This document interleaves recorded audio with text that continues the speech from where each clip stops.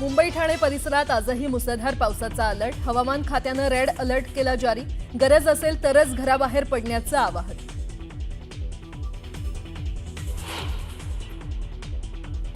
मराठवाड्यावर अतिवृष्टीचं संकट कायम. 8ही जिल्ह्यात हवामान विभागानं रेड अलर्ट केला जारी. काही ठिकाणी मुसळधार ते अतिमुसळधार पावसाची शक्यता. मराठवाड्यात पुन्हा पावसाचं थैमान. धाराशिव, हिंगोली, लातूर आणि नांदेडमध्ये जोरदार पाऊस. पूरग्रस्तांच्या अडचणी आणखी वाढल्या. विदर्भातही पावसाचा तडाखा. चंद्रपुरात पावसाचं पाणी साचल्यानं नागरिकांची तारांबळ. यवतमाळ, वाशिमलाही पावसानं झोडपलं.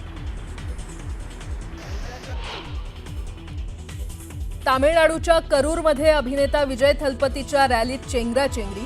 चेंगराचेंगरीत 38 जणांचा मृत्यू. मृतांचा आकडा वाढण्याची भीती.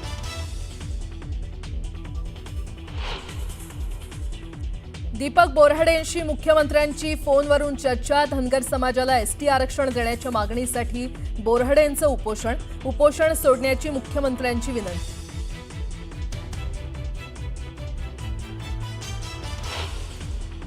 राष्ट्रीय स्वयंसेवक संघाचा शताब्दी सोहळा. 9,000हून अधिक स्वयंसेवकांचं पथसंचलन. मुख्यमंत्री फडणवीसांसह केंद्रीय मंत्री नितीन गडकरीही सोहळ्यात उपस्थित.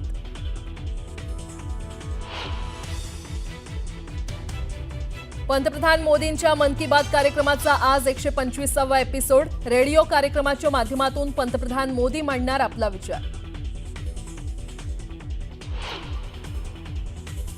आणि भारत आणि पाकिस्तानमध्ये आज आशिया कपचा अंतिम सामना. यापूर्वीच्या दोन्ही साखळी सामन्यात भारतानं पाकचा केला होता दणदणीत पराभव.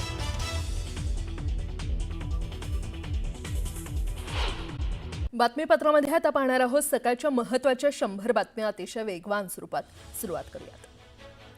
सातारा, सांगली जिल्ह्यातील नदीकाठच्या गावांना सतर्कतेचा इशारा देण्यात आलेला आहे. कोयना धरणातून दिवसभरात चौथ्यांदा पाण्याचा विसर्ग वाढवण्यात येणार आहे. धरणातून 30,000 क्युसेकनं पाण्याचा विसर्ग सुरू करण्यात येणार आहे. राज्यात अहिल्यानगर, नाशिक, छत्रपती संभाजीनगर, जळगाव, नंदुरबार आणि धुळे या जिल्ह्यांना पावसाचा रेड अलर्ट देण्यात आलेला आहे. तर धाराशिव, बीड, पुणे, नांदेड आणि लातूर या जिल्ह्यांना ऑरेंज अलर्ट जारी करण्यात आलाय. सोलापूर आणि सिंधुदुर्गात ऑरेंज अलर्ट जारी करण्यात आलाय. यवतमाळच्या अरुणावती नदी प्रकल्पाच्या पाणलोट क्षेत्रामध्ये मुसळधार पाऊस झाला. पावसामुळे धरणाच्या पाणी पातळीत वाढ झाली असून धरणाच्या 11 दरवाजांमधून 313 क्युसेकनं पाण्याचा विसर्ग सुरू आहे. अकोल्यातील काटेपूर्णा प्रकल्पाचे 6 दरवाजे 60 सेंटीमीटरनं उघडण्यात आलेले आहेत. धरणातून 296 क्युसेकनं नदीपात्रात विसर्ग सुरू असून नदीकाठावरील गावांना सतर्कतेचा इशारा देण्यात आला आहे. मुसळधार पावसामुळे कारंजा तालुक्यातील अडाण प्रकल्पाच्या पाणी पातळीत वाढ झाली आहे. या प्रकल्पातील पाण्याची पातळी नियंत्रित ठेवण्यासाठी प्रकल्पाचे 5ही गेट 30 सेंटीमीटरनं उघडण्यात आलेले आहेत. या गेटमधून 6,324 क्युसेकनं अडाण नदीमध्ये पाण्याचा विसर्ग सुरू आहे. त्यामुळे नदीकाठच्या गावांना सतर्कतेचा इशारा देण्यात आला आहे. जालना जिल्ह्यातल्या बोडखा बुद्रुक येथील नारोळा नदीला पूर आलाय. त्यामुळे बोडखा बुद्रुक आणि घनसावंगी तालुक्याचा संपर्क तुटलाय. पावसामुळे पुलावरून पाणी वाहू लागल्यानं वाहतूक बंद करण्यात आली आहे. सिल्लोड शहरासह परिसरातील तालुक्यात काही ठिकाणी मुसळधार पाऊस सुरू झालाय. सिल्लोड शहरासह तालुक्यातील घाटनांद्रा, सारनेर, आमठाणा, बोरगाव, बाजार, अभई आणि इतर भागात जोरदार पाऊस पडत असल्यानं परिसरातील लहान मोठ्या नदी नाल्यांना पूर आलाय. छत्रपती संभाजीनगर शहरासह ग्रामीण भागात जोरदार पाऊस झाला. जोरदार पावसामुळे नागरिकांना अडचणींचा सामना करावा लागतोय. नांदेड जिल्ह्यातील हिमायतनगर तालुक्यात असलेल्या पारडी येथील ओढ्याला आलेल्या पुरात 7 म्हशी वाहून गेल्या. स्थानिकांनी शोधाशोध केली आणि 7 पैकी 4 म्हशी मिळाल्यात, तर अजून 3 म्हशी अजूनही बेपत्ता आहेत. सोलापूर जिल्ह्यातील सीना नदीपात्राच्या पुरामुळे शेकडो एकरवरील पिकांना फटका बसलाय. उत्तर सोलापूर तालुक्यातील अनेक गावं पाण्याखाली गेली आहेत. तर जनावरांना चारा मिळत नसल्यानं शेतकऱ्यांना चाऱ्यासाठी वणवण करावी लागते.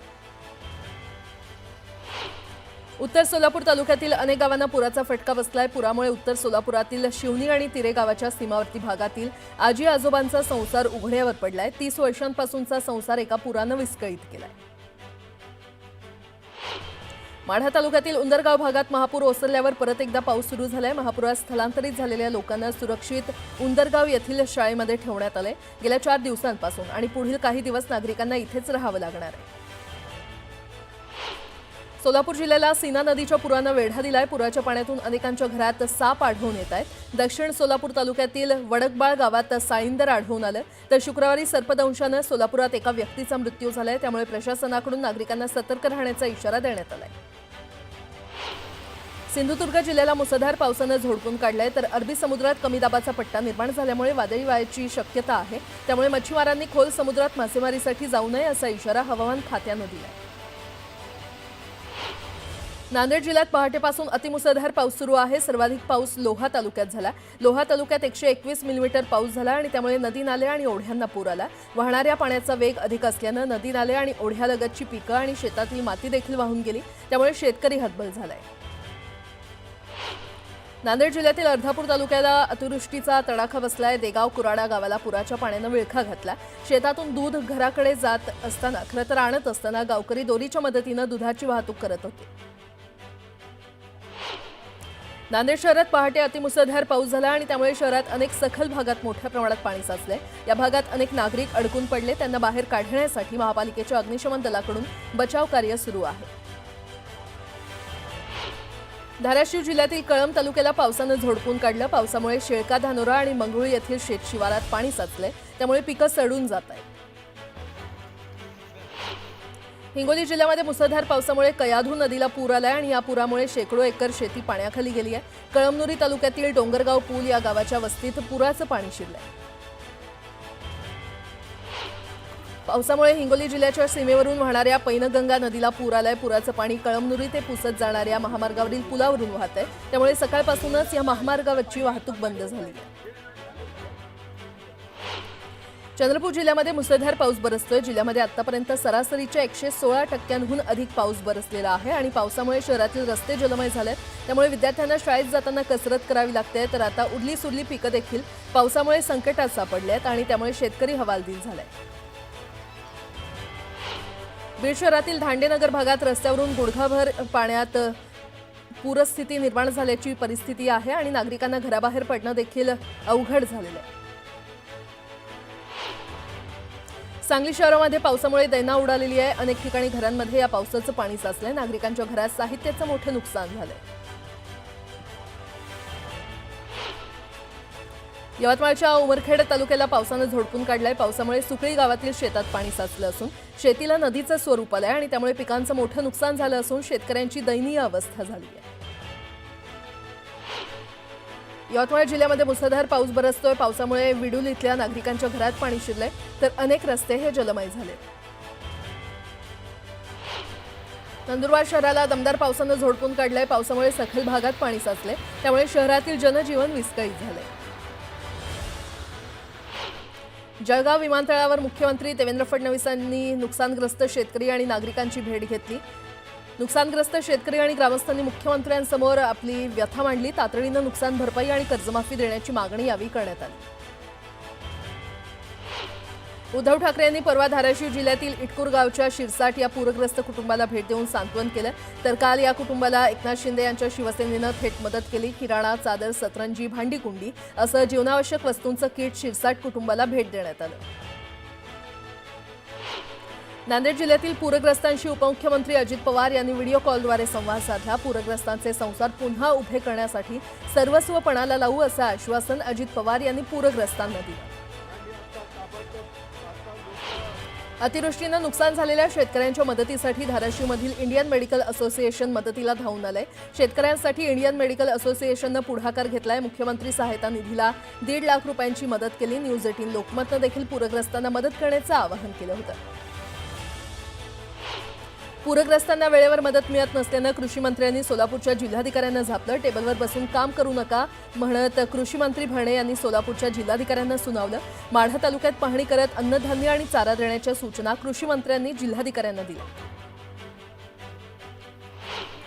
शेतकऱ्यांना कर्जमाफी द्यावी अशी हात जोडून विनंती करतो असं वक्तव्य उद्धव ठाकरे यांनी केलं होतं। या वक्तव्याला गुलाबराव पाटील यांनी प्रत्युत्तर दिलंय। शेतकऱ्यांच्या प्रश्नांमध्ये राजकारण करू नये अशी उद्धव ठाकरेंनाही हात जोडून विनंती अशा शब्दात गुलाबराव पाटील यांनी ठाकरेंना विनंती केली। माढा तालुक्यातील वाकावमध्ये महापुरात अतोनात नुकसान झालंय। माजी आरोग्यमंत्री तानाजी सावंत यांचे बंधू प्राध्यापक शिवाजी सावंत हे संपूर्ण महापुरात वाकावमध्येच ठाण मांडून होते।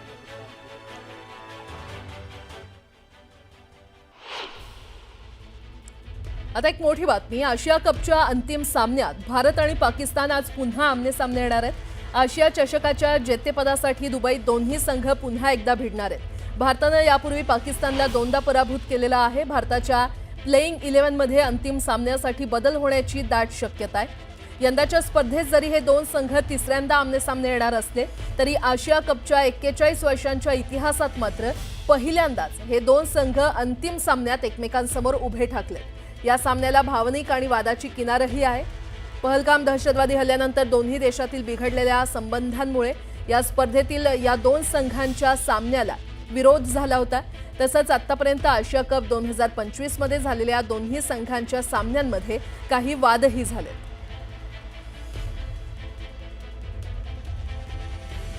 आणि आता एक आणखीन मोठी बातमी, आशिया चषक स्पर्धेच्या विजेतेपदासाठी भारत आणि पाकिस्तानमध्ये अंतिम लढत होणार आहे। पहलगाममध्ये निष्पाप पर्यटकांवर झालेल्या दहशतवादी हल्ल्याच्या निषेधार्थ या सामन्याला उद्धव ठाकरेंच्या शिवसेनेनं विरोध केलाय। या सामन्यावर बहिष्कार टाकावा अशी मागणी उद्धव ठाकरेंनी केली आहे आणि याच सामन्यावर उद्धव ठाकरेंनी भाजपवर देखील जोरदार हल्लाबोल केलाय। याच सामन्यावरून उद्धव ठाकरेंनी भाजपवर जोरदार हल्लाबोल केलेला आहे।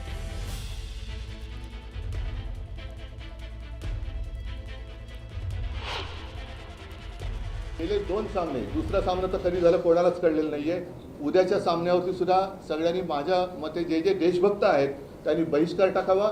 त्याचप्रमाणे जे प्रायोजक आहेत, जाहिरातदार आहेत, त्यांना सुद्धा सांगतो की अरे तुम्ही सुद्धा तुमच्यातली देशभक्ती जरा दाखवा। तुमची उत्पादनं ही आपल्या देशात होतात, तुमच्या उत्पादनासाठी सगळ्यात मोठी बाजारपेठ ही आपला देश आहे। त्याच्यामुळे तुम्ही सुद्धा देशाचा जो शत्रू आहे त्याच्याबरोबर खेळण्याच्या सामन्यामध्ये कुठेही स्पॉन्सरशिप देऊ नका, हे मी त्या प्रायोजकांना सुद्धा आवाहन करतोय।